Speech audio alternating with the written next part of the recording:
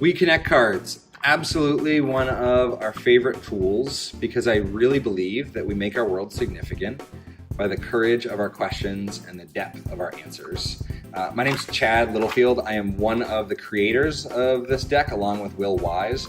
They're being used in 80 plus countries around the world to create conversations that matter.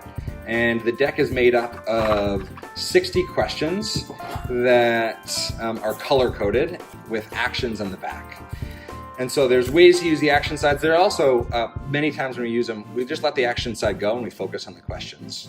Green cards have questions that tend to be fun and light. Blue cards have questions that tend to be a little bit deeper. And purple cards have questions that encourage some level of self-reflection. We included these specifically to carve out space for the introverts in the world because we live in a world that overvalues extroversion. And doing a conversation or connection exercise like this often values extroversion and doesn't carve out the space and the silence for people who tend to be more introverted to share their own response.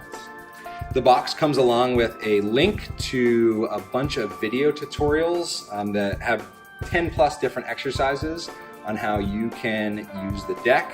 And Will and I created these to make a dent in the universe and connect the world a little bit more. And so if there's any way that we can help you do that, let us know and we will.